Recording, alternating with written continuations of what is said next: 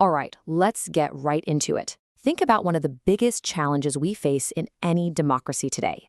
How in the world you get huge, diverse groups of people to actually agree on anything? I mean, it can feel completely impossible sometimes, right? But what if the solution wasn't another town hall or an online poll, but an algorithm?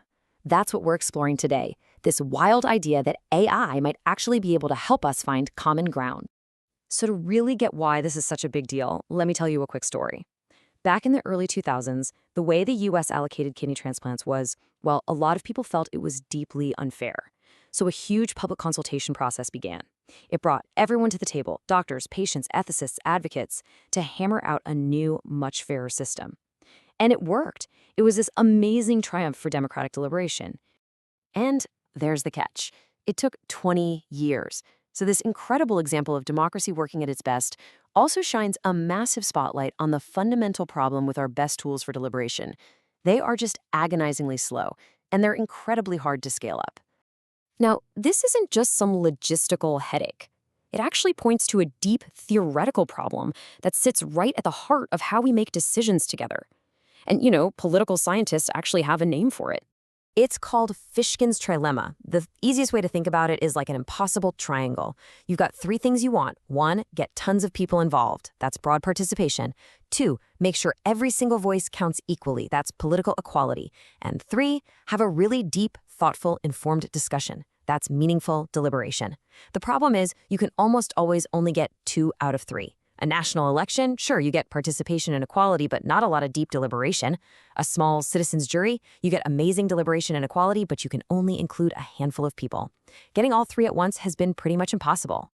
So, how do you even begin to solve a puzzle like that? Well, some researchers at Google DeepMind have proposed a pretty radical technological answer. An AI system they've nicknamed the Habermas Machine, and it's designed to do one thing: tackle this trilemma head-on. Okay, so here's the 10,000-foot view of how it works. You have a group of people, and they all write down their individual thoughts on some topic. All of those opinions get fed into this AI mediator. The AI then crunches all of that input and generates one single group statement that tries to capture the common ground that everybody shares. But how does it actually do that? Without just spitting out some bland, watered-down summary. Well, this is where it gets really fascinating. The AI basically runs a kind of simulated election inside itself to find the very best statement. It's a 3-step dance. First, a generative AI comes up with dozens of different candidate statements, all these different ways of phrasing the group's shared ideas. Then, a second AI, a reward model, looks at every one of those candidates and predicts how every single person in the group would rank them, from their most favorite to their least favorite. And finally, the system takes all those predicted rankings and holds an election using something like ranked choice voting to find the one statement that wins. So it's not just summarizing, it's actively searching for the option with the broadest possible support. But it doesn't even stop there. The process is designed to be a conversation. After that first election, the participants get to see the winning statement. They can then write critiques, point out what they think is missing or what could be worded better. The AI takes all that new feedback, goes back to the drawing board, and runs the whole process again to produce a revised, better statement. And what they found in experiments is that this second version almost always gets even higher approval from the group. Okay, so the tech is pretty cool, no doubt about it, but let's bring this all back to Fishkin's impossible triangle.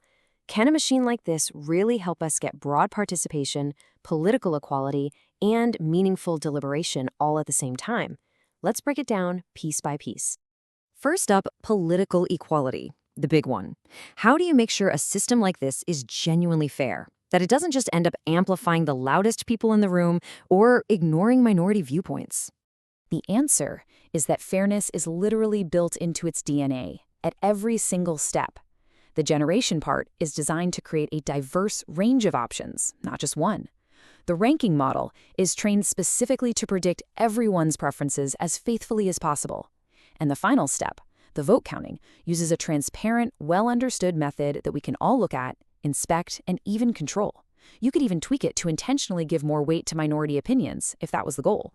All right, next challenge, broad participation.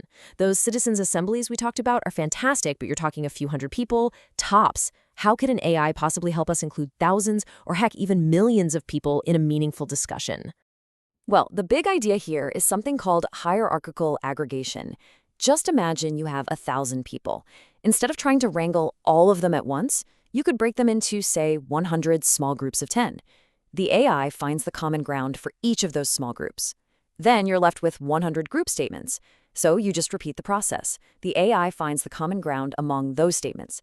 It's this clever layered approach that could allow the system to scale up massively while still being totally manageable. And that brings us to the final corner of the triangle, meaningful deliberation. Because it's not enough to just count votes, right? We want those opinions to be thoughtful, to be well-informed. So how could AI actually improve the quality of the conversation itself? This is where the AI can wear two different hats. On one hand, it can act as your personal coach. It can help you learn about a topic, challenge your own assumptions, and really clarify what you think before you even start talking with the group. On the other hand, it can play that group mediator role we've been talking about, acting as this impartial facilitator that surfaces trustworthy facts and generates those draft statements for everyone to react to.